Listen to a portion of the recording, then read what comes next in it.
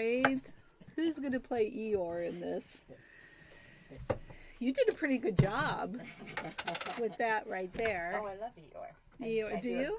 I do. He was my favorite Winnie the Pooh character. Really? He was, and I do a fantastic imitation of him. Oh, Pooh, looks like you got your nose stuck in the honey pot again. Right?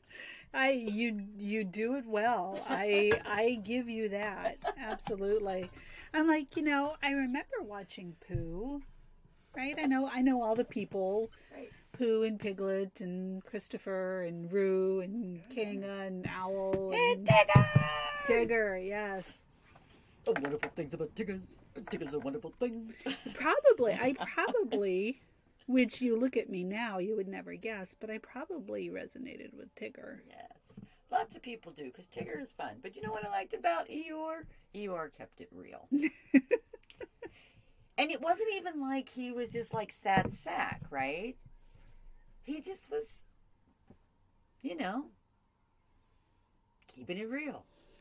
I could get excited. Hardcore Capricorn is what I get. I could get excited about this, but then something's liable to happen. It won't last. He's the come see, come saw. Oh my goodness. Oh man, no. The hidden talents that I never knew. Right? In all my years of knowing you, I had no idea that you could do Eyore. That's amazing. I got a little Eyore in me. Hell, Saturn is my teacher's cap with the, right? So one thing I know. In fact, I have been dealing with this since I've been here, and looking at just how very, very serious. Here, the house you're living in? Gotcha. Very, very serious I am about life. I'm very serious about the things that need to be done. I take them very seriously. I don't care. But yet, this is what has to be done. But yet, here I am carrying all over the place. Because I have to take it, you can't just fuck it off, right? But then I was looking at it, I was like, so was I like this as a kid too? And I was. Until the moment I escaped my home. Interesting. And then the moment I was out of my house, I was like, let's do this! Dun, dun, dun, dun, dun, dun, dun, dun, dun, dun, dun, dun, dun, dun, dun. I mean, electric music. As she's chair dancing in her seat. Just for those who don't have the visual right now. They're like, what is love? Oh, baby. No, I'm telling you. For reals, okay? But not at home. I was very serious as a child. Mm-hmm. But then all I wanted to be was an adult. Well, me too, because then everybody would fucking listen to me. Well, then I could just leave. That was my thing. And, well, I didn't leave. I mean, I graduated from high school at 17, and I didn't leave at 17. I did leave about a year and a half later, and I was out the door. I graduated at 16 and was gone at 18. Graduated 17, was gone at 19. Yep, I came home late one night. I missed curfew. And they're like, this is our fucking house and our fucking rules, and if you don't like it, you can get out. So I came back 2 days later and said, hey, I rented an apartment. And I was out. And my parents were like, what?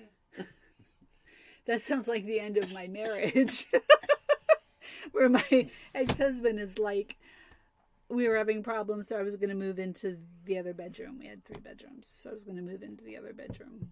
I had no intention of leaving at that point. You were just leaving the bed. I was like, we're not going to share a bed anymore. And so I told him, and he said, no. He said, my wife does not sleep in the other room. You either sleep in the same room with me or you leave. I'm like, all right. Wow. So I left 2 days later. That just made things easy. And he's like, I was joking. Well, I'm like, you weren't joking. But he was like, I was bluffing. And I said, well, I called your bluff. Yeah. I mean, and it was the right choice. Sure. The marriage was done. It was the right choice. Sure.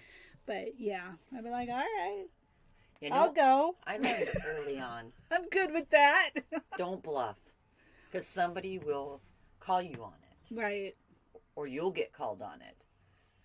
Right. So, I mean, I'm all for negotiating. right. Right. So this is where I am. This is where you are. Let's sit down and figure this shit out. Right. I'm all for that. Yeah. But yeah. I wanted to bluff. I've wanted to bluff before. Yeah, I'd be like, I know how to handle this. But then it's like, you know, there's always that other Like shoe looming over you. raising kids. Yeah. Don't ever tell your child you're going to do something that they will get a consequence if they do something if you are not 100% ready to follow through on it. Mm-hmm. Don't, because I don't know about you, but my child would call me on that shit. Right. He'd be like, really? You said I can't do this and this is going to happen? Because I'm going to go ahead and do this. And yeah. No, this will happen. You don't to bluff you. with No, your I don't child. Bluff. I don't bluff. I don't play. So No. why would I bluff? Right. Like, I don't play. I have 5 sons. There was no playing. Like, I clearly understood. And I worked nights. So I knew that there was always the chance that I could go to bed right after they got up. Mm-hmm. And then wake up in the afternoon to find myself tied to the bed being lit on fire.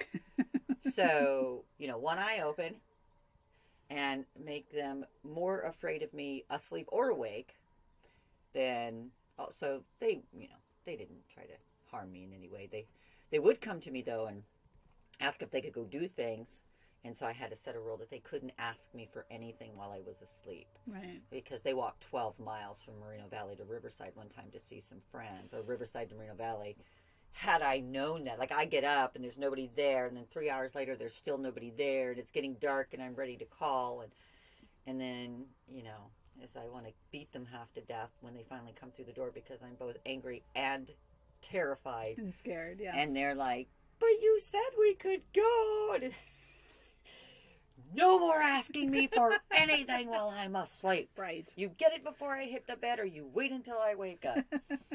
And so, yeah, it was not always, don't bluff. Don't bluff and don't play, because they'll call you. And even now, like the younger kids, like I see some of these kids nowadays, and so it's so hard, right? Because we don't beat them anymore either. And some of these younger ones will look at you and make you want to beat them by the way that they respond to you. Mm-hmm. Like, I don't know if you've never met an adult in your lifetime like me before, but let me just smack the taste out of your mouth right now so you can understand respect and authority, bitch. Seriously? No, let me calm myself down.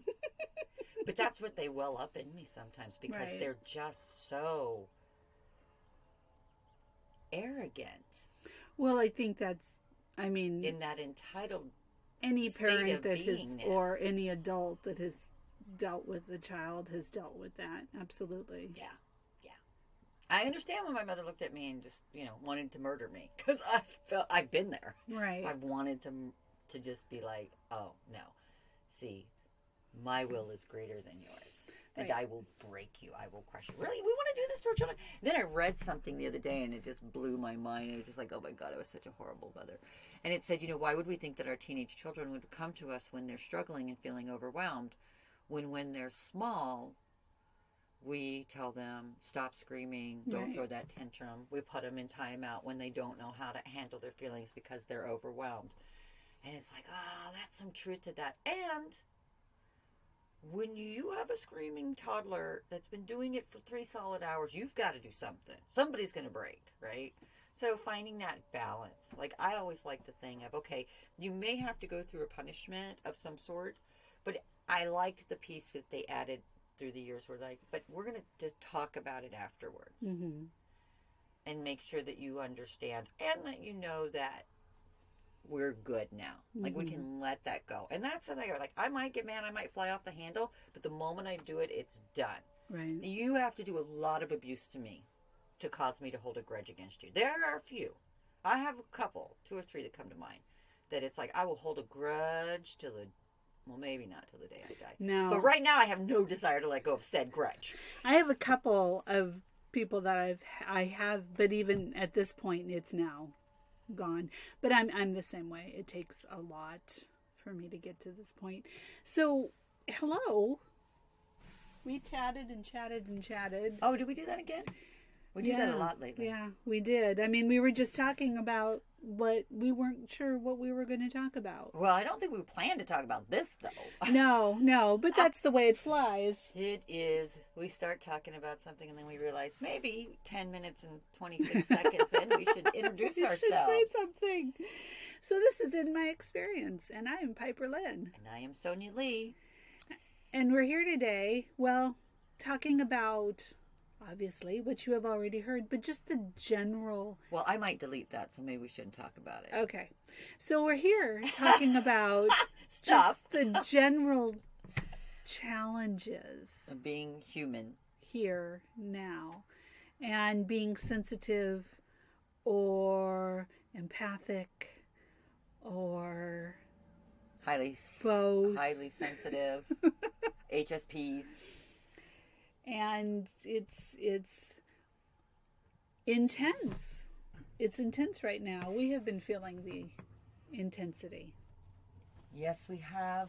I woke up this morning feeling really good, and then by the time I had my cuppa to sit down, I had to go into an actual guided meditation because I was feeling such anxiety, and I thought, well, I woke up feeling good, so why am I feeling anxious right now? And nothing had changed in your world at home. No. No one had a fit or lost their mind. No, this was not my stuff. Right. It was the collective I was feeling. But in the moment, it just didn't feel good in my body. And so it became the focus, right? Like, if you're an empath, you pick up stuff all the time. And most of the time, we can filter it. And sometimes it's corners you in an alley. Sort of circles you like a gang, and you're just like, I don't know where to go. And then that's when you go, pew, straight up and out of your body. Right. Because then you don't have to feel any of that. Well, I don't know what that's like at all. No. Never done that. In fact, I don't even know why I said that. Weird. Just weird. Must be somebody else's stuff. I have decided, though, that I have to do my best to be as fully present and in my body as possible, because I want to be rolling with my higher self here on Earth. I don't think it's fair that I get to enjoy all this fun alone. So I want to share it with my homies. I totally, this week, I have been, I've laid down a couple of times to try to do guided meditation. There's this one that I absolutely love from my Yoga Nidra teacher. Oh, yes. And love her voice. And, I went through 100 hours with her. Yeah, you have good Yoga Nidra too, though. I'm just going to say that. Thank you. You give good Yoga Nidra, Good Yoga Nidra. But yeah, so, as soon as she says, close your eyes, I'm like, do. Kind of like our hypnotherapy instructor. Oh, yes. Also, same thing. Yes. So she's my go-to, and I just have her on YouTube, right? So I went to YouTube, and I was rolling around and struggling with this, and I could not remain present. It's like you want to get up like the house is on fire. You're like, I can't do this. And, and so let's talk about that, right? I've been doing this shit, as I have said, for decades. At least. And I am still in a place with the craziness where I'm like, I can't meditate. I can't get out of myself. I can't visualize. I know.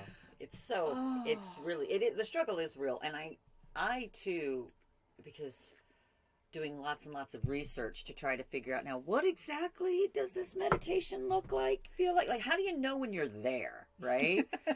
Because I'm always like, oh, altered state of consciousness? Got that. I got a Girl Scout badge for that. But to be present in your body and have the totality of awareness, right? Like a Buddha on a mountain, right? That was like what I felt like had to be a certain thing whatever, right? Uh-huh. What I have found, and I'm sure you have too, is it really is more of like that inner glow, right? When you got the inner glow going, then that's when, you know, you feel it in your heart, right? You just, there, it's, when you're centered, you know it. Right. But until you're centered, you have no clue. Right. It's like me grounded. I didn't know what grounding was until I finally saw what grounding was. And for me, it was me, about 2 years old, butt naked, playing in dirt under a tree. It was like, oh, there's grounding right there. Okay, hi. But to meditate, I heard somebody talk about this once, and it was like, it gave me such peace. And I don't remember who it is. I might try and go back and see if I can find it. Maybe you know, and you can write it and let me know. And they're like, when you get one moment, might have been Osho. Thank you. They're saying maybe Osho. When you can have just one moment of stillness, that's meditation. Right. And so when I had that one moment, my first time, when I became no longer a meditation virgin, I wanted to cry and cheer at the same time and tell everybody. Because for one moment, everything was still. Not silent, just stillness. Right. Right? Like in the eye of the hurricane kind of stillness. It was just quiet. It was peaceful. I wanted a cigarette. It just, well, I was thinking there's just a sense of relief. Yes. And release. Yes. Of just like, and so it's, and that's one moment. Yes. I mean, truly. It can cause a craving and an addiction. Well, yeah, they do say, I mean, to get yourself out of dealing with the stuff that is here now. And here's how they made sure that one thing, because there are lots of ways to meditate, right? You can meditate for a lot of different reasons. And connection with the divine. Right. So throughout a period of discipline or practice, eventually that stillness, that what did you say? Release and relief. There can also be communication. Right. With yourself, with divine self, which is yourself, which the I am, right? And you're any myriad of guides, if you relate to that. And that is like having a treasure map and then getting the compass so that you can then take the map and find the treasure, right? It's like having a secret code and then getting your decoder ring. Does that make sense? There you go. And that too, it can be fleeting. Right. Right? Like there are some, because think about it. Think about all of those wise and wonderful people that have spent time in constant meditation. Some of them share pearls of wisdom. Some of them got nothing. Right. That's what I've been trying to do. Get nothing. Get nothing. So I do think it's also highly individualized. Right. And going back to our opening point, it is an opportunity for growth to get there. Right. And so it creates a lot of challenges for people to even try it. Yeah. Which, you know, we're seeing more. I mean, there's a Calm commercial on TV about every 10 seconds, you know, for 15 seconds do nothing. So it's becoming more pervasive right. in our culture, our Western culture. It's been pervasive in other cultures for much longer. And I think it's time. I think it's time for everybody to sit down and go within. I was going to say some other things. I decided to just sit down and shut up. Well, you know, I didn't want to tell anybody what to do. However, and understanding and knowing the struggle, and that's exactly why to do it. Right. Like the reason that I went into meditation this morning was because I was struggling, knowing that I was going to struggle. You struggled, but did you get up from that space, or did you sit there and have that battle with yourself? No, I was there. Yes. I was there till it was done. You're doing it. I know. And that's what we try to tell people, right? That Meditation is not, I mean, I love the calm apps, the breathing apps. They're all short, but it's amazing just how powerful it is when you really get to express or experience it, just for a moment. Oh, gosh. And all by yourself, too. All by yourself. And then you realize, oh, shit, this is real. Yeah. This is like hardcore. This is good. I want more of it. And just that moment can be a moment of clarity, or just that moment could be a moment of silence. I was in a group, and they were talking about the monkey mind and the fact that that the majority of them had a mind that was constantly giving commentary to everything that occurred. Yep. And I totally get that. Yep. Right? I have been there, and I still can go there. Mm-hmm. And so I just stepped in and talked about, through meditation, I learned how to silence it. And people are like, that's possible? Oh. And I'm like, yeah. It's the only reason why I'm still on this planet. Right. Me too. I would have checked out. Seriously. I was getting real close to it before they stepped in, and, they staged a spiritual intervention. Now, can you just, for anyone who may not know, when you say they, what do you mean? I mean, my people, my guides, my spirit team that, has been assigned to me. Mm-hmm. I maybe they chose to be, I don't know. Foolish. That's why I say assigned. I'm going to say that you didn't want to. I'm here because I have to be here. Right. Maybe. I don't know. No, we love you, Sonya. I'm paying back my karmic debt. That's why I'm here. Yeah, right. Kind of like herding them, cats again. I mean, I say my people, yeah. and when I talk to my clients or students, I say their people. Right. And I don't mean people. Entourage. Right. You ever hear that theme music in your head sometimes? That's your entourage. Or, as they say, there's this quote by someone, I have no idea who, but every blade of grass has a section of angels that are cheering it on to grow. I mean, so there's just, yeah. And in case y'all didn't know, there's a lot of angels. A lot of angels. Right. So think about... And they can be anywhere, everywhere, at any time. Sure. At least that's my understanding of the process and the experience. Think of the ocean, like all the ocean combined. And then break it up into drops of water. And that's how many angels there are. No. That's a lot. And maybe they don't all call themselves angels. I'm just sort of lumping them all into their energies that are not in physical form. Higher energies of light. Yes, that's nice. I like that. Higher energies of light. And there are energies of dark, too. Oh, yeah. Because here we are in the 3D world. So we have light and dark because that is how we differentiate or explain, or it gives us a level playing field. It's like a double-blind experiment for those droplets. And here we are, the experiment. We are in a huge experiment, and like when I think about it in those terms, that actually helps me tremendously. Why is that? Because in my scientific mind, now I'm really going to blow y'all. I'm going to take spirituality and make it into science. If my purpose for being here as a soul, as a spiritual being, is to practice some human things that you actually need a physical meat suit in order to be able to do them. Right. Right? I can't create light without a couple of wires and a potato and a light bulb. Right? So I need a couple of things to be able to do this. A human body, a mental and a potato. And a mental and emotional, circuitry.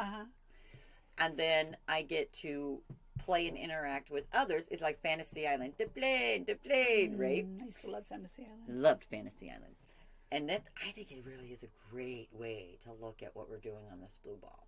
Like, we literally come... Because remember, it was Fantasy Island. Everybody that came there had a fucking problem. Everybody had a problem. There were some things that were dark, I remember. Really dark. There were some dark shows, but I was... Love me some Ricardo Montalban. I was some dark child sometimes, so...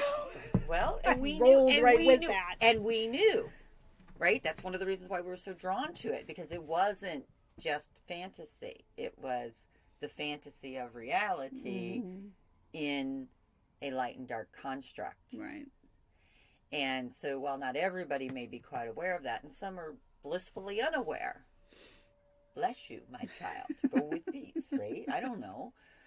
Or I'm sorry. I don't know how to respond to whatever that is. Right? There's a lot of them right now, and they're starting to struggle a little bit. And we were talking about this morning. And as I was lamenting, Piperlyne let me know in no uncertain terms that, that's where they're at right now, and they have that right to be there. We've worked through it already. And I'm like, but I don't want to be there with them, because I've already suffered. Why must I suffer again? Yet here you are. And yet here we are. Because we agreed to not let them suffer alone. No one cries alone in my presence. I have a strict policy. No one suffers alone in my presence. Number 2 in our house rules. It is. And I have had that. Like, I've literally had people tell me that when I've had, like, my own readings or whatnot, where they're like, well, you just love compassion. You love to feel compassion. And I'm like, no, I don't. I'm sorry, did that hurt you? Take your compassion. You can take it and put it on a horse and send it on its way. And so, all right, I'm teasing. The struggle is as real for me as it is for anyone else. I look at different things. We've talked about diamonds a lot. I just observe different things than others because I've practiced my peripheral vision. I've strengthened my eyeballs in their sockets so I can go, about 270 degrees. Well, those, if you remember, God, was it the 80s or 90s? You remember those pictures where there would be a picture and a picture, and if you refocused your eyes, you could see something else? Yeah, you had to almost like cross them in order to get the 3D image to come in. Yeah, and I could feel it in my head when my eyes were doing it. And so just take that out of the spiritual realm, or take it out of the physical realm, and move it to the spiritual realm. And practice refocusing your eyes. I like that. That's a great way to put it, because...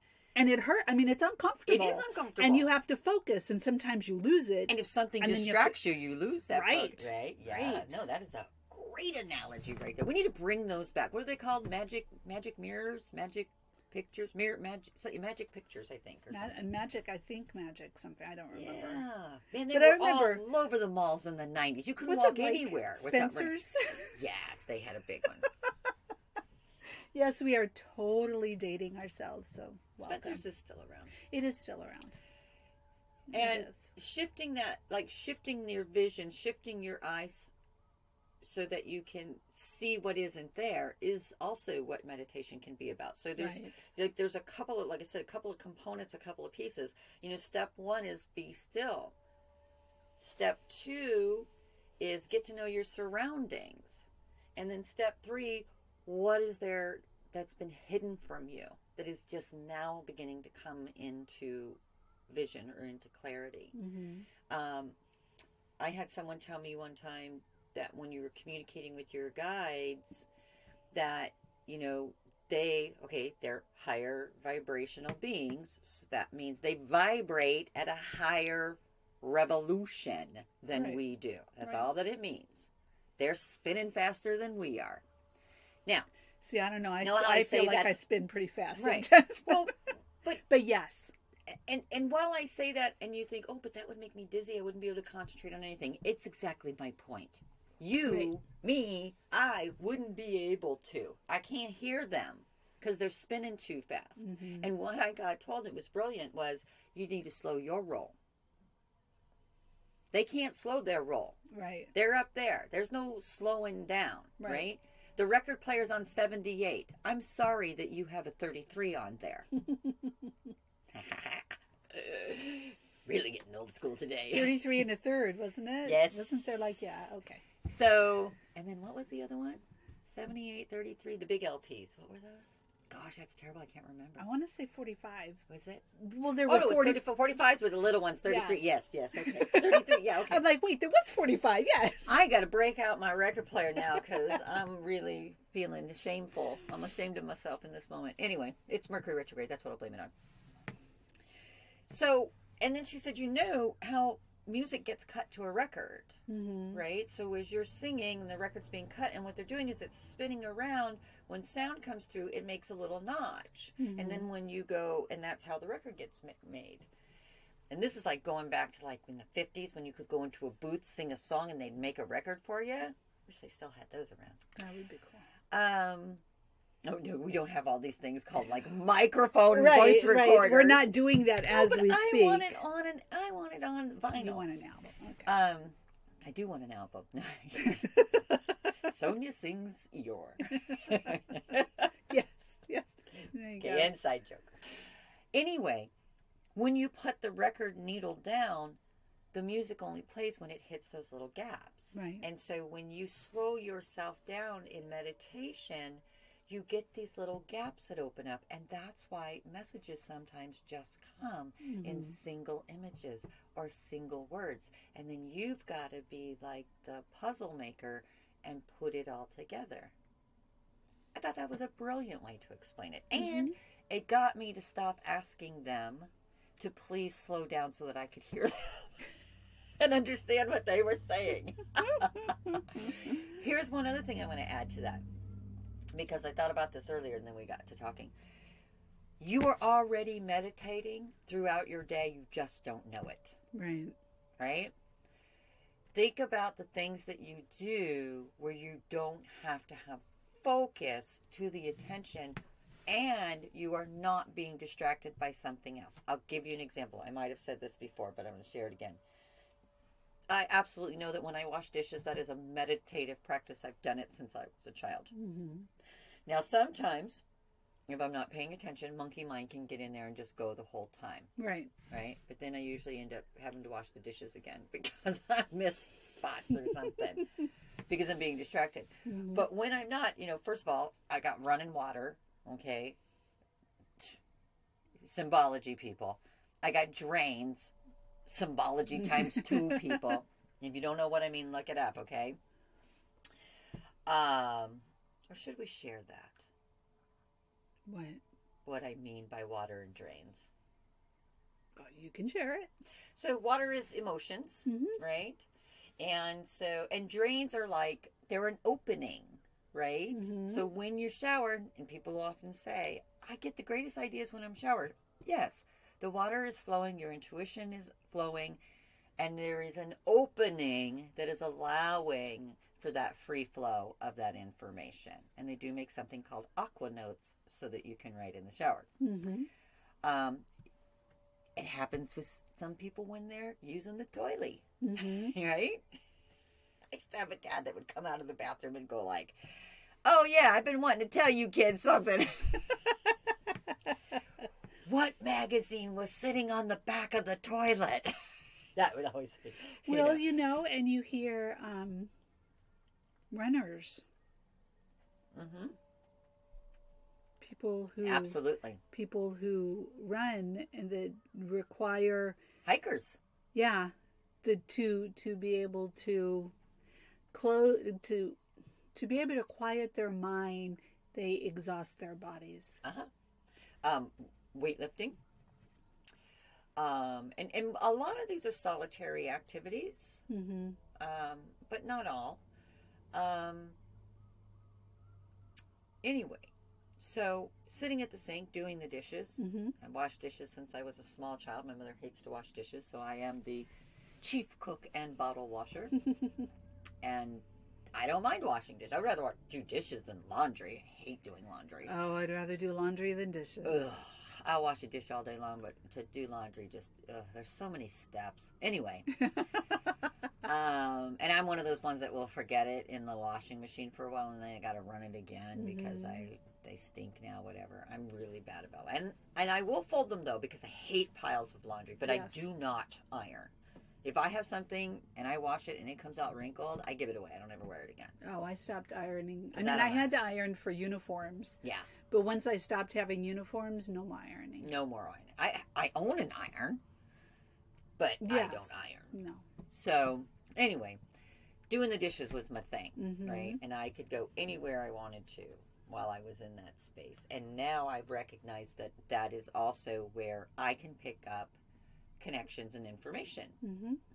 And now that I know to check in and pay attention, it's really, quite exciting. There was another, ever since, and I didn't realize that this was meditation until I got into hypnotherapy. Mm-hmm. And the reason I'm sharing this is because this is another area where you might recognize where you're already going into altered states of consciousness. Now, we Right. all use the example as hypnotherapists. Have you ever driven home at the end of the day and pulled into the driveway and thought, holy crap, how did I get home? Because you don't remember driving home, even though you know you drove home. That's Right. an altered state of consciousness. Right. That's you working on autopilot, being somewhere else, and still functioning. Mm-hmm. I was sick a lot as a child. Like a lot. I had every childhood disease and chicken pox 3 times. Don't question me. I did. And because it's me. Mm-hmm. And just always sick. Like my 4th grade teacher said, in 20 years of teaching, this is the only child I've ever seen that had a runny nose all year long. Okay. Mm-hmm. I was a very sick child. And so I had a lot of doctor visits. And it wasn't until I went to the dentist after I had become a hypnotherapist Mm-hmm. that I realized that I was self-hypnotizing from a very young age. Mm-hmm. Like, because I got in the dentist chair and immediately found, everybody does this, the spot on the ceiling. Maybe if you might have had a pap smear. That you're going to stare at. That you're through the going to process. stare at whenever whatever's happening to you is happening. Mm-hmm. Yeah. I'd find a spot, I'd find a focal point, and I'd go there. And Mhm. nothing else in the world mattered except for that one dot in the ceiling. Well, I mean, and that's a way to keep your center and your balance. We use it in yoga. Mm-hmm. In When dancing. when ballet. we're doing a balancing pose. Yep. You choose a drishti point and softly gaze at it. Mm. And and it can be anything. Sure. Just anything within your field of vision where you're comfortable and you're looking, and it will help you remain centered. And dancing so you don't fall over after twirling, 12 or in the times. middle of twirling 12 Right. times. So absolutely, it's a real thing. So there's so much that has to do with meditating or finding that quiet center that is honestly already built in our lives. It is. We just need to pay attention to the opportunity. I mean, I mentioned running and hiking, and a lot of times movement, gardening. Oh, yeah. Now, I don't garden, but I've heard. Oh, yeah. Right? Talk about being in the earth yeah. and grounded and planting and growing things. I mean, all of this is I knew just... somebody that loved cleaning swimming pools Well, there you go. because the brushing down was very I hated cathartic. that fucking shit. Well, that was them. That was what they did for a living. They enjoyed it. That's But right. It's To a each their purpose, own. right? But I think purpose is key. Yeah. What's your purpose? Knowing your purpose. When there's a purpose involved in whatever you're doing, even if it's sitting down and quieting your mind, that is going to be the thing that's going to be most helpful in achieving whatever that goal is, right? Mm-hmm. You can have a purpose in life. You can have a purpose, in the moment.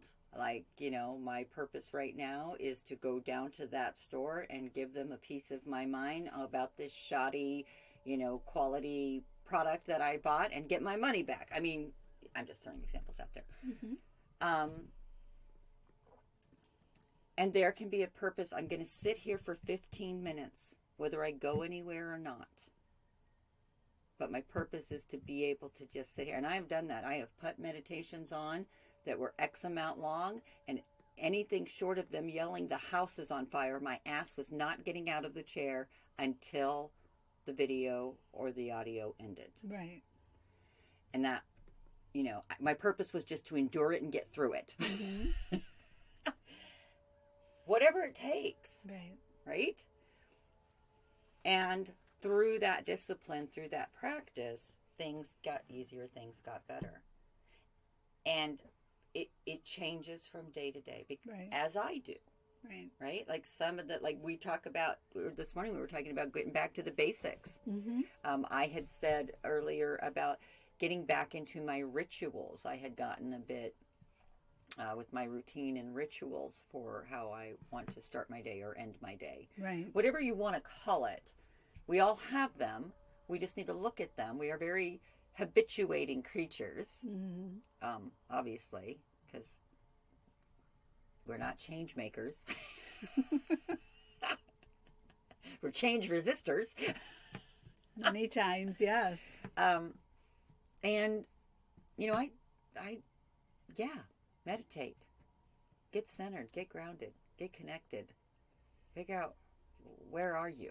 Mm-hmm. Why are you? Right. Right? That would be my invitation to the entire f***ing planet. Well, that quote. But all I can do is myself.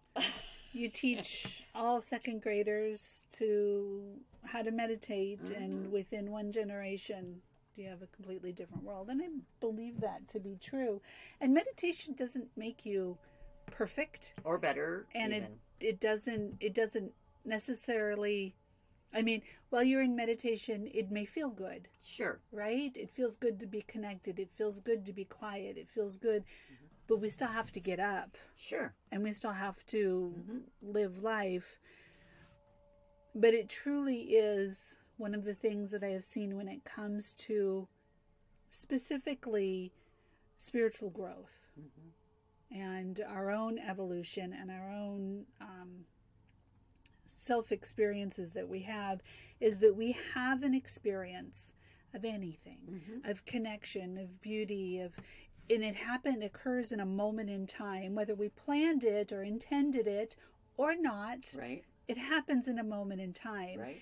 And we as humans, because we are built for connection, and we foolishly think that means we need to stick to the tribes, as we talked about, the tribes that we were in, and we foolishly connect it to our tribe. Forgetting we're a tribe of one. Right.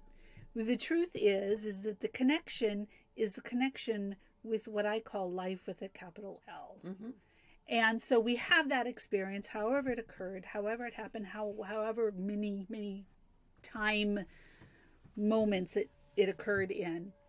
And then we lose it. And we may try it to reach that again.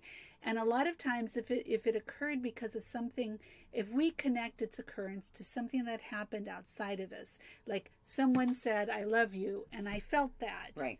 So now I become attached to re-experiencing that situation. Okay, that person now needs to tell me they love me so that I can feel that again. And we will take this to insane levels of addiction and death. And that's just one example. And it's just one example. But the truth of it is if we have the ability, even the thought that we can recreate that feeling by going within ourselves, then we can do that. Then we'll have, some time will occur, who knows how long, and it'll happen again. Maybe it'll happen a little bit longer. And then it'll happen again. And the occurrence of that feeling of connection will grow, while the time that we do not feel connected will lessen. And it's not that we're going to be there all the time. God, I wish that was true, because I would be there now. Yeah, but you told me we'd get bored.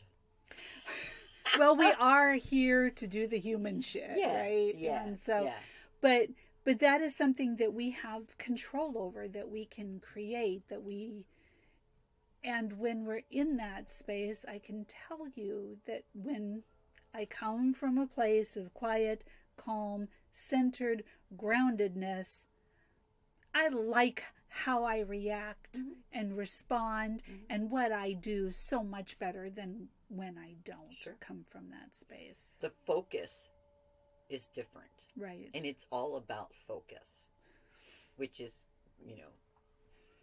centering, right? All these words that we're using, are just, they're important because they help to sort of give you the breadcrumbs on where you're going for your own enjoyment. What makes you feel centered? Right. What helps you to feel focused? Right. What are you focusing on? Right. Right?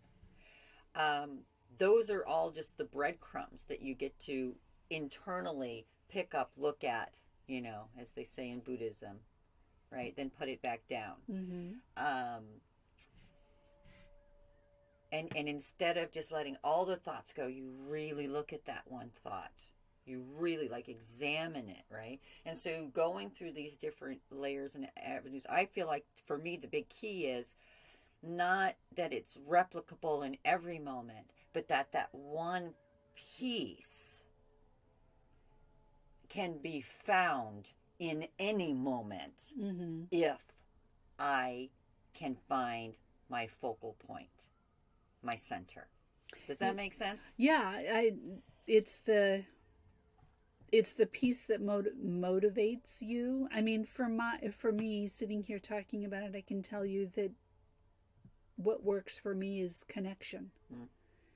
If I can find some way, somehow, something to feel connected to, then all of the disconnect that is going on in this world, and come on, there's a shit ton of disconnect that's going on in this world, isn't as overwhelming to me. It doesn't necessarily change anyone else's experience of disconnect and infighting, tribalism, and whatever you want to call it.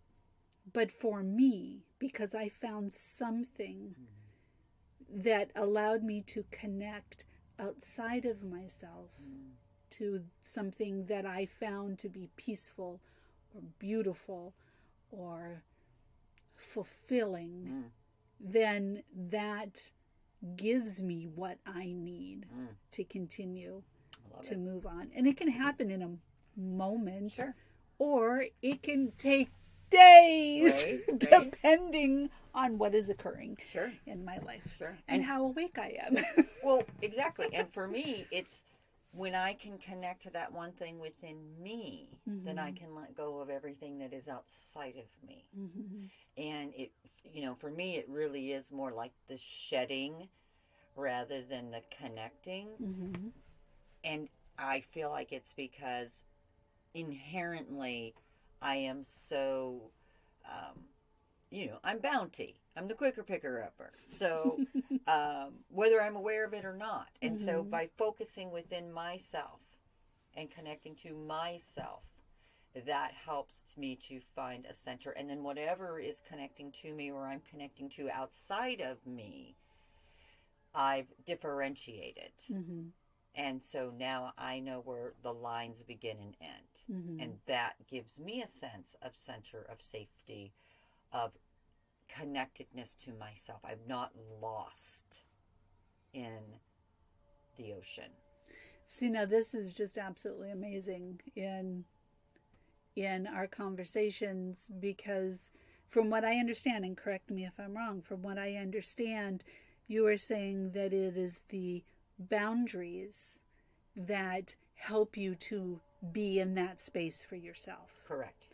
For me, it is the experience of boundaryness, of not, or boundaryless, of not having boundaries that brings me to that experience. And it is simply because of who we are, how we're made, what our experiences have been, what we come in, what we're meant to do. Neither of them are wrong, and both of them are absolutely beautiful for our own personal experience. Absolutely. And I love that. I do too, and I think that can also show to anyone that's listening that, because we have a lot of things that are very similar. Right.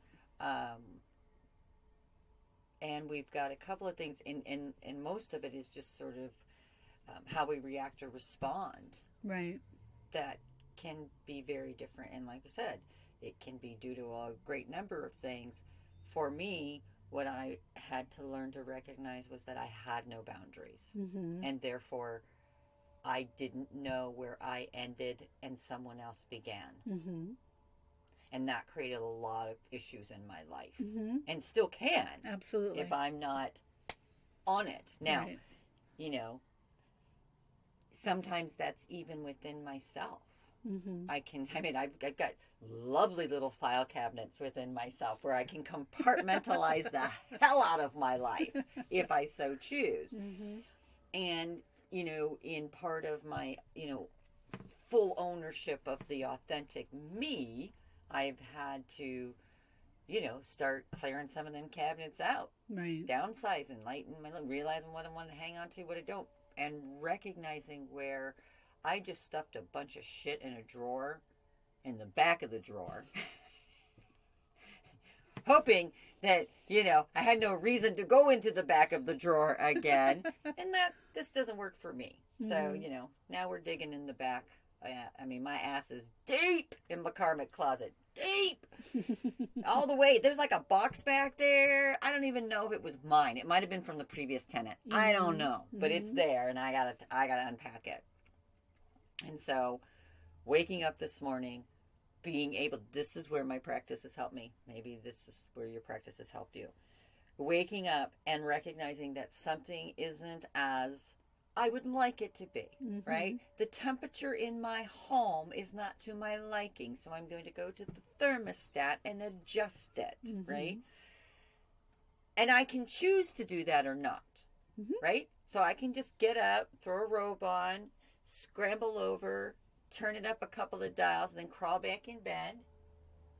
Or I can lay in bed, pissing and moaning about the fact that it's cold and I don't want to get out of bed because it's cold, because I'm cold. I've done that too.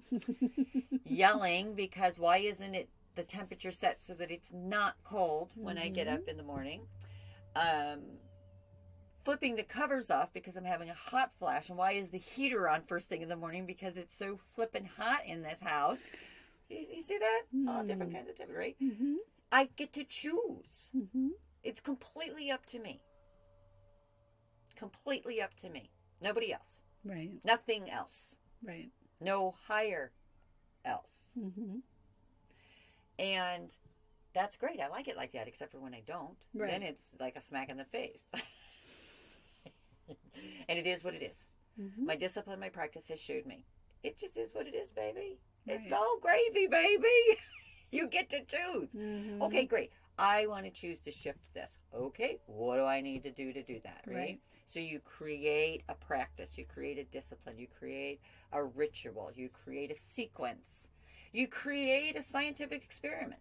A lot of mine started out as scientific experiments. I don't think that this can work, but let's put it to the test and see. Shall we? I've eaten a lot of crow with my spirit people. I've pushed a lot of buttons, and I can definitely say that when they say that they are all about you and it's about, like, if anybody's higher self was going to fire their ward, it would have been mine. And it didn't happen. I've had to fire a few because I was just too much for them and I needed to give them. Maybe they wanted to go too. I don't know. But, you know, I can be a bit of a challenge. I admit that.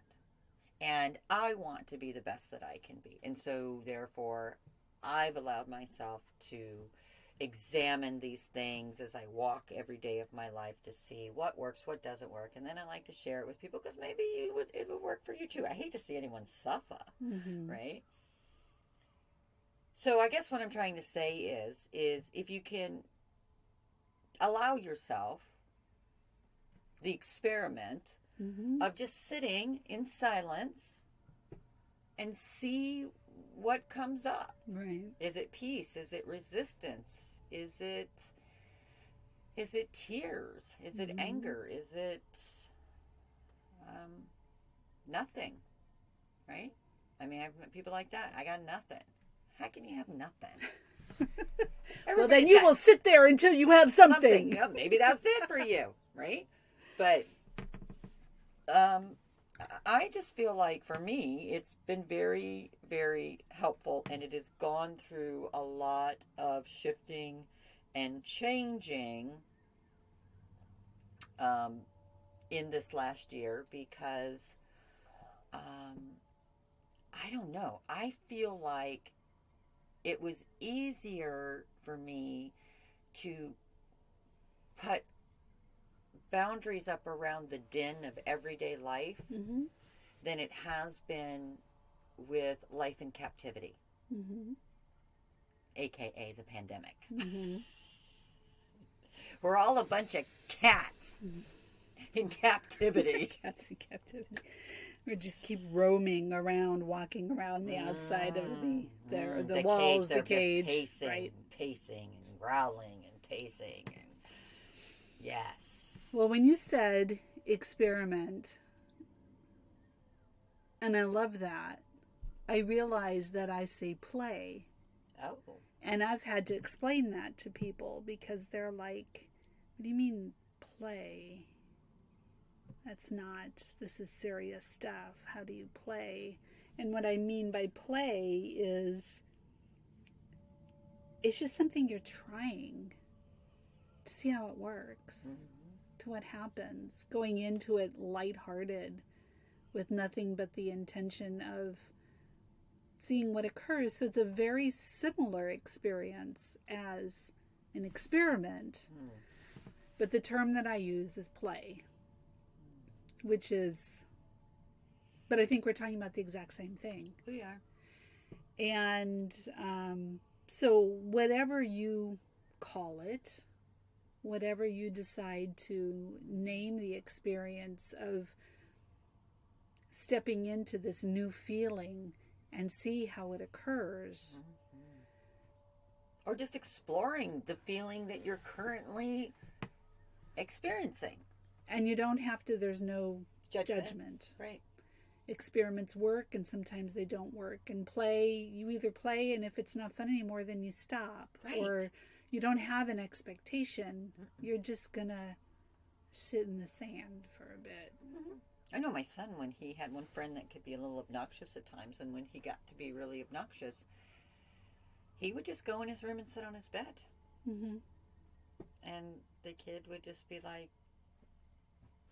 Jake, are you going to come play with me? And he would just sit on his bed.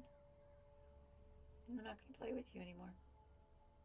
And eventually the kid learned to stop being obnoxious in that regard because Jake would just get up. He wouldn't say a word. He wouldn't fight with him. He would just get up and go walk into his room and sit on his bed and read a book or lay down, or he just stopped engaging. And you can do that. You can stop engaging with your own resistance, with others' resistance, with the things that you see. This morning I woke up and there were things that I saw in this world that I didn't like. And I recognized that I could let that flow, or I could stop engaging in that. And that's not, for me, that's not about, bypassing at all. Or ignoring. Right. It was just, I know if I bring that kind of emotion into it, I will have no clarity because it will all be clouded by emotional reaction. And I don't want to react, I want to respond. And I don't want to be overwhelmed either. Right. Because it literally helps nothing. Nothing. It does nothing. If you see, if there is something occurring in your life that you can change, yes, then change it. But if there is something occurring in life, because if it's occurring in your life, there's something you can change in it because it's in your life. But there's something occurring in life that you can or cannot change. If you can change, you do something about it. And if you can't, then how does it help to traumatize, to morbidize, to judge? Absolutely. Man, like I've said before, I could take any situation and I could turn it into, this is the death of me. Oh, wow. Through my teenage years into my early 20s, I was an expert. Anything you gave me, I could tell you how it would cause my death. That's very Eyore-ish of you. Again, with the Eyore. Eyore. And I can tell you that when I was raising my, 4 small boys, we used to watch Rescue 911 with William Shatner. Uh-huh. And at every turn, I would turn and look at them in the program, and I go, see, that's why you don't run through the house with knives, because you can get stabbed in the gut and you can die. Like, everything was like a morbid opportunity for their demise, because of my own fears. Absolutely. Right? And so we come by all this shit, honestly. We do. Right. And in a lot of cases, I think that it's not necessarily a bad thing, unless it becomes an endless loop. Right. Because then that doesn't serve anything except to just entrap you or me. And it's real easy to get worked up over all the things that are wrong on this planet. Like, I could name a dozen things right now that I think we really need to focus. Like, they're important enough, we really need to focus on them right now. And I bet you would come up with 12 different things. And our listeners would come up with different things. Because we all see things through different lenses and have different priorities to that. So let's just all agree that there's a lot of stuff that needs to be changed. And the change begins with me. Right. That's not just a cliche. No. Because if I can be more conscious of me in every moment, that will be seen by others. Well, it changes your response. Say observed.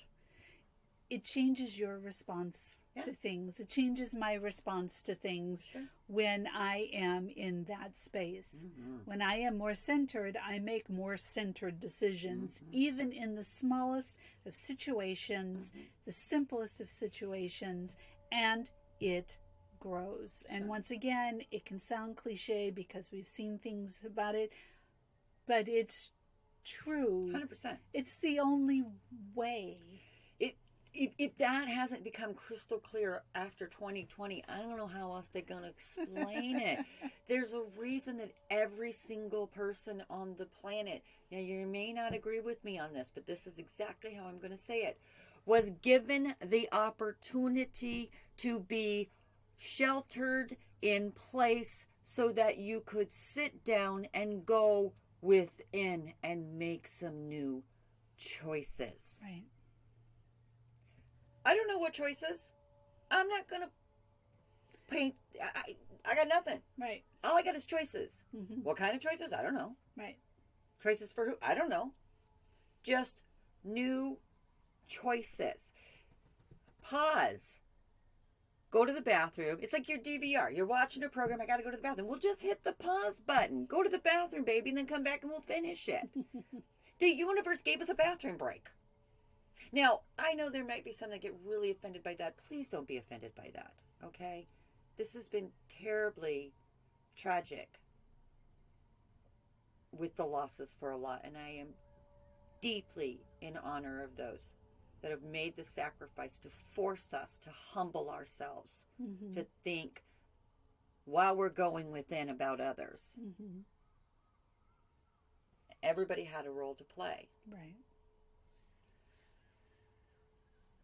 But the bathroom break. So let's not waste it. Yeah. Thank you. Because that's important. So these are the types of conversations and these are the types of thoughts that Sonya and I have when we both wake up in the morning, and for whatever reason, it's sometime in the morning, we're both like, what the fuck? Because that wasn't how I woke up. I woke up with it. Good morning. Right. Good morning. Good morning, girl. Hey, how you doing? I'm okay. How are you? I am great. And then by the time I got to the teapot, because that's more and more of like me coming down, right? Like I'm floating from the ethers and I'm gently landing back down into my body after a lovely night of astral travel. So many wonderful beings to visit. And then you wake up in the morning. It's like having that best dream, and then all of a sudden there's that banging on your door. It's your mom and your dad going, time to get up for school. And you're like, "Ugh." And you're like, no, as you roll over. Trying to get back to that dream. Cling to the dream. Yeah. Yes. So these are the conversations, and this is what we do. Don't have a choice. This is Actually, we do have a choice. We always have a choice. right. I have chosen this. Right. For right now. Right. It brings the best perspective, and it suits my one purpose, which is focus. Mm-hmm. And that means so many things. There's so much power in focus. David Hawkins wrote a great book about that, The Power of Focus. Mm-hmm. So, maybe you give meditation a try. I don't know. Sit with something for 3 minutes. Oh my gosh, you can even start with 1 minute. Now, I want them to do 3.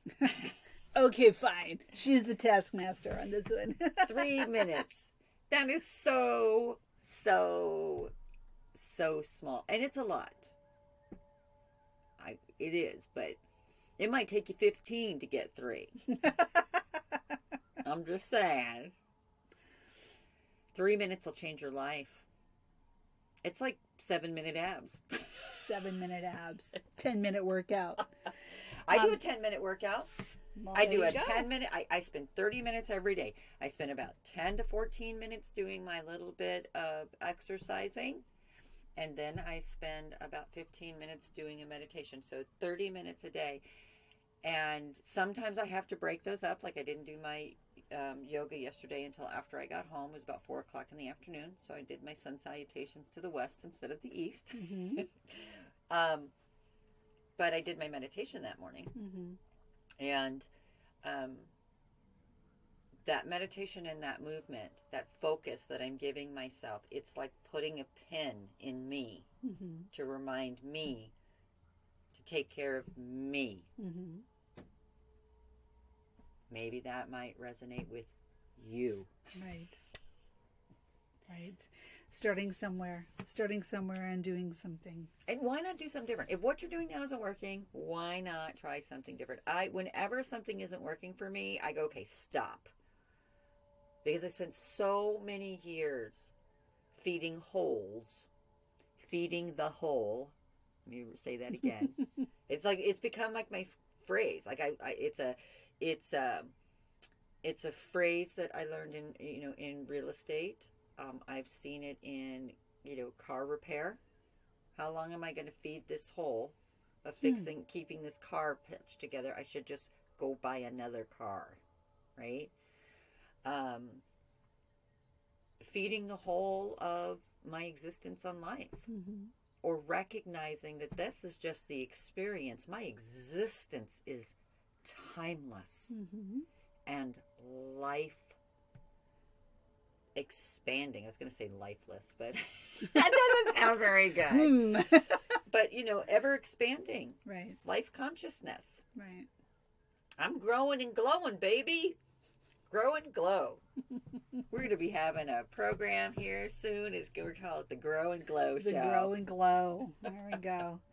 People will watch thinking we're going to give them, I don't know, makeup tips. Oh, I thought you were going to say something. Oh. Too much TikTok for me and my makeup tips. No happy endings. Oh, no, that's not TikTok. I don't know what that is. Well, in any event, I'm glad that we talked about this, actually, for not knowing what we were going to talk about today. I think that I feel better for having sort of expressed sort of the angst that presents itself. I go to bed at night and I set my intention for, what I want to have happen. Like I want protection for my body while it's left in its slumber state. Mm-hmm. That's just in case there's ETs out there. I don't want them messing with me while I'm sleeping. So I set that boundary, that standard, and that my higher self or spirit self, is safe on its travels. And I have to say, since I've said that,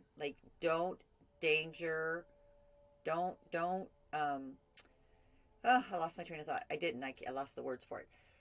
Don't damage the soul. It's got to go back into the suit, right? And so, if I can't fit back in the suit the next day because I'm all swollen and inflamed, And I feel that all day. It's not good. So I've started saying same thing, right? Like I don't want to come in and wake up the next day with a terrible pain in my shoulder because somebody, hit me with a sword when I was off doing who knows what in my dream time. And you can laugh. I'm okay with that. These are the games. This is the little experiments that I've been practicing, and they have help. They make a big difference. Because I do know I go somewhere in my dream time. I don't stay connected to my body. And then when I wake up in the morning, I want to feel good, refreshed, and ready to start my day. So I don't want to be ass-dragging tired. I don't want to feel like I just got, came out of a war. And I don't want anyone chasing me back to my body. So that you can't really stop if you're an inquisitive mind and you go into places where you don't belong. What you can do, though, is make your shield a little bit bigger. So that, I literally, run through, this false mirror field, and they think they're still field, and then I just disappear, and then I still got, an extra 100 yards before I hit the portal that drops me back into my body. That ensures that something doesn't follow me all the way home. I'm just saying. And when that doesn't happen when I wake up, then I know that I have to go in and figure out why. Because these are the things that I've set for the intentions I've set for my sleep. And is it something that's still lingering in the ethers? Is it something that I picked up as I was swooping back down here into Earth? A little Earth dust?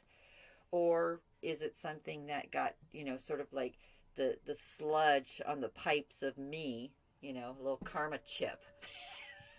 That's waiting for me under my pillow like a gift from the tooth fairy. Very good possibility that it's all bullshit. So it still works. Yeah. For you. Yeah. Placebo, baby.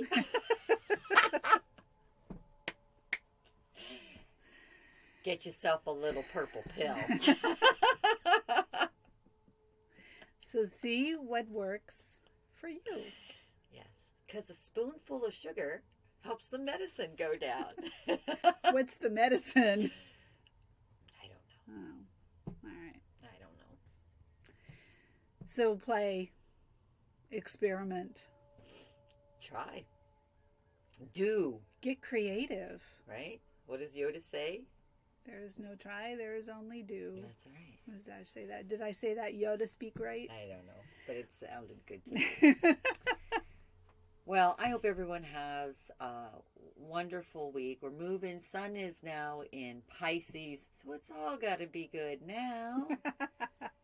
Because it's in our sun sign. That's right. And who doesn't feel good with it? Who doesn't feel good in Pisces energy? This is good feeling energy. And then, before you know it, spring will be in the air. Mercury's coming out of retrograde. The stellium is moving on its way from Aquarius, and we are going to be able to breathe a little easier. There's a little, it's like, the groundhog came out, he saw a shadow, so 6 more weeks. But hey, it's only 6 more weeks. And then we'll see. We'll see what happens after that. We'll see what happens. All right. Well, thank you for joining us this week at In My Experience podcast. We're on YouTube and our website, inmyexperience.life. Our email, if you want to talk to us, is inmyexperience1111@gmail.com. And you're listening to this on Podbean. Correct. If you are listening. You are. And we have all the links in the below in the Podbean. I need to do a little bit more. I think they carry over to YouTube, but in any event, make it a great week. Try a little meditation or stillness, and let us know how it works for you. Yeah. And in the meantime, I'm Sonya Lee. And I'm Piperlyne. Take care of you. Peace.